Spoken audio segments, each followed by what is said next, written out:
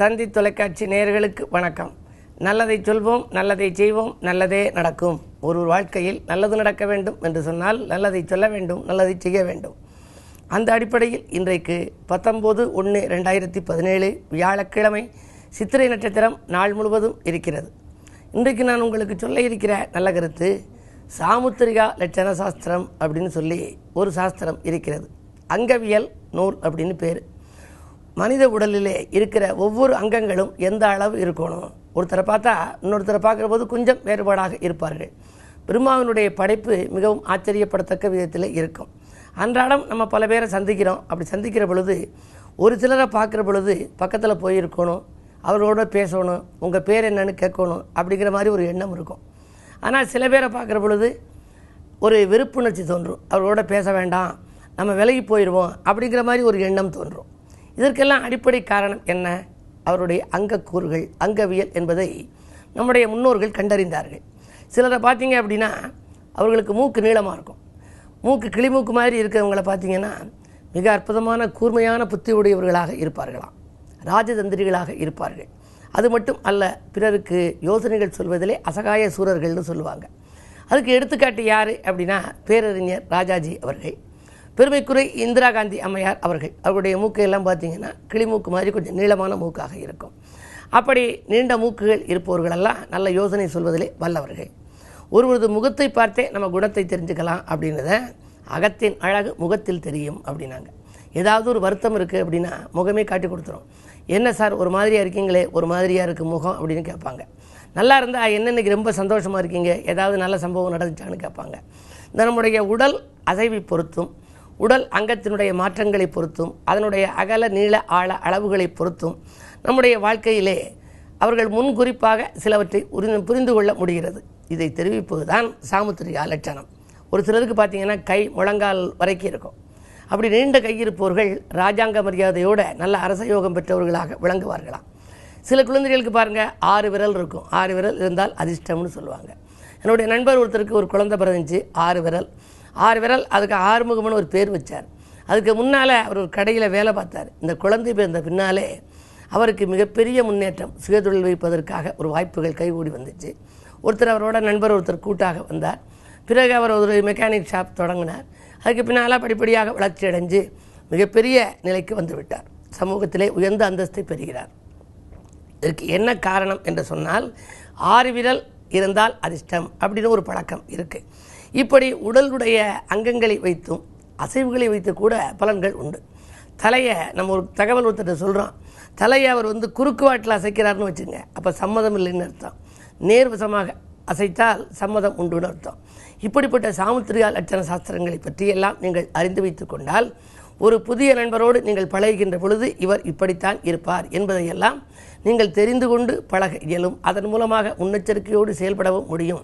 அவற்றையெல்லாம் தொடர்ந்து நாளை முதல் உங்களுக்கு சொல்வேன் என்று சொல்லி இந்த இந்திய ராசி பலன்களை இப்பொழுது உங்களுக்கு வழங்கப் போகின்றேன். மேசராசி நேயர்களே, அடிப்படை வசதிகளை பெருக்கிக் கொள்கின்ற நாள். ஆலோசித்து எடுத்த முடிவுகளால் உங்களுக்கு வெற்றி கிடைக்கலாம். 2-3 தினங்களுக்கு முன்னாலே குரு பயிற்சியாகி உள்ளது. 16ஆம் தேதி அன்றைக்கு குரு பகவான் வக்ர இயக்கத்திலே துலாம் ராசிக்கு வந்திருக்கிறார். அப்படி வந்த குரு பகவான் உங்கள் ராசியை பார்க்கிறார். எனவே இப்பொழுது குருவினுடைய பரிபூர்ண பார்வை உங்கள் ராசிக்கு கிடைக்கிறது. குதூகலங்கள் கூடும், கொண்டாட்டங்கள் அதிகரிக்கும், குடும்பத்திலே நல்ல காரியங்கள் நடைபெறவில்லையே என்ற கவலை அகலும். அதே நேரத்திலே உங்கள் ராசிநாதன் செவ்வாய் 12 சஞ்சரிப்பதால் பயணங்கள் உண்டு, சுப விரயங்களும் உண்டு. வீட்டிலே ஏதாவது மங்கள ஓசை கேட்க வேண்டும், அதற்காக முயற்சி செய்து கைகூடவில்லையே என்றெல்லாம் நீங்கள் நினைத்திருந்தால் அவை நிறைவேறுவதற்கான அறிகுறிகள் தென்படுகின்ற நாளாக இந்த நாள் இருக்கிறது. ரிஷபராசி நேயர்களே, உங்களுக்கெல்லாம் நட்பு வட்டம் விரிந்து நலம் காணும் நாள். நண்பகலுக்கு மேல் நல்ல தகவல்கள் உங்களுக்கு வந்து சேரும். சனியினுடைய பார்வை ராசியில் பதிவதால் உடல் ஆரோக்கிய தொல்லை ஓரளவு இருக்கத்தான் செய்யும். இருந்தாலும் கூட மாற்று மருத்துவத்தால் உடல்நலத்தை சீராக்கிக் கொள்ளுங்கள். சுக்கிரபலம் நன்றாக இருக்கிறது. எனவே தொழில் வளர்ச்சி சிறப்பாகவே இருக்கிறது. லாபம் எதிர்பார்த்தபடியே வந்து சேரும். மிதுனராசி நேயர்களே, உங்களுக்கெல்லாம் இன்றைக்கு வீட்டில் உள்ளவர்களால் விரயங்கள் ஏற்படுகின்ற நாள். விடிகாலையிலேயே உங்களுக்கு பிரச்சனைகள் உருவாகலாம். உங்களுடைய ராசிநாதன் புதன் சப்தமஸ்தானத்திலே சஞ்சரிக்கின்றார். 4, 7, 10 ஆகிய இடங்களுக்கு அதிபதி 4, 7, 10 ஆகிய இடங்களில் இருக்கின்ற பொழுது ஒரு திருப்தியான பலன்களை கொடுக்காது. எனவே வாழ்க்கை துணை வழியே விட்டு கொடுத்து செல்வது நல்லது. வருமான பற்றாக்குறைகள் ஏற்படலாம். ஒரு சிலருக்கு கடன் வாங்கும் சூழ்நிலை கூட உண்டு.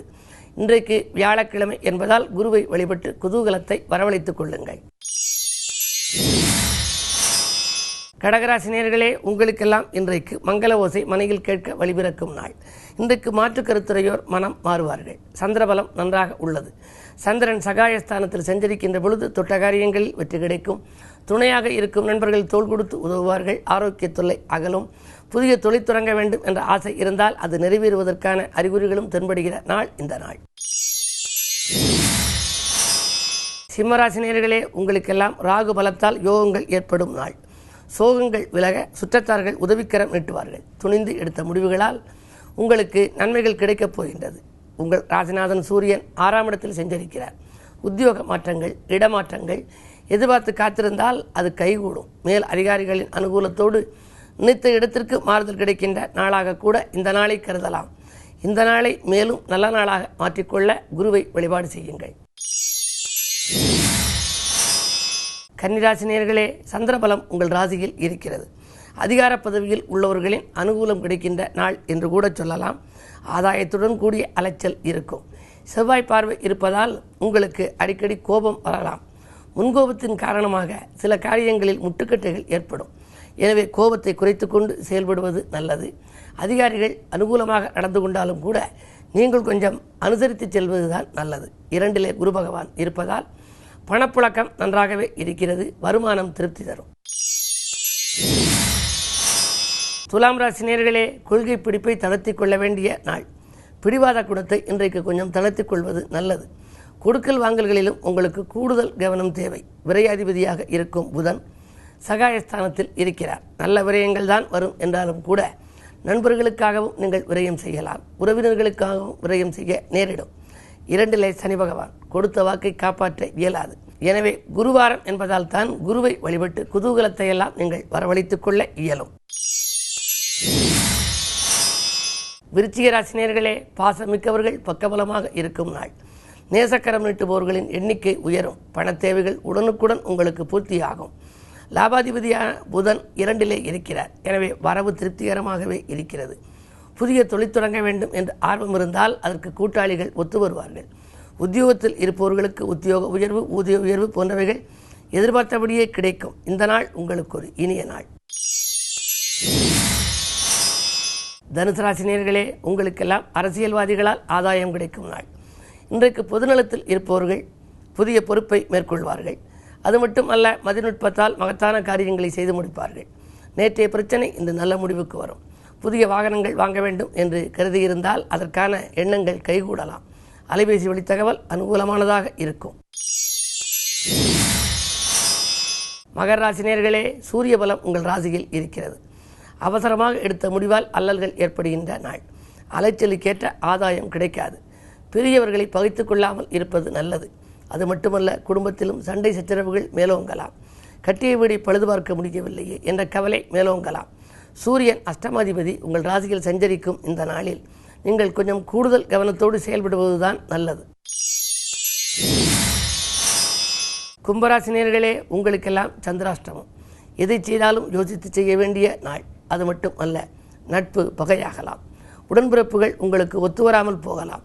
விரயங்கள் கூடுதலாக இருக்கிறது என்று கவலைப்படுவீர்கள். எதை செய்தாலும் ஒரு முறைக்கு பல முறை யோசித்து செய்யுங்கள். இன்றைக்கு சிவாலய வழிபாட்டை மேற்கொள்வது நல்லது. மீனராசி நேயர்களே, செவ்வாய் பலம் நன்றாக இருக்கிறது. எனவே உங்களுக்கெல்லாம் நன்மைகள் நாடி வரப்போகிறது. அது மட்டும் அல்ல, பண தேவைகள் உடனுக்குடன் பூர்த்தியாகும். வழக்குகள் வாய்தாக்கள் ஓயும். கட்டிடப்பணி தொடரும். கடமையில் கண்ணும் கருத்துமாக இருப்பீர்கள். ஒரு சிலருக்கு நீண்ட தூர பயணங்கள் கூட உருவாகலாம். அந்நிய தேசத்திலிருந்து வரும் அழைப்புகளை ஏற்றுக்கொள்வதா வேண்டாமா என்று கூட சிந்திப்பீர்கள். இந்த நாள் மேலும் இனிய நாளாக அமைய உங்கள் ராசிநாதன் குருவுக்குரிய நாள் என்பதால் குரு தட்சிணாமூர்த்தியை வழிபாடு செய்யுங்கள். தென்முகக் கடவுளை வழிபட்டால் நன்மைகள் நாடி வரும். மேலும் விவரங்கள் அறிய தினத்தந்தி படியுங்கள்.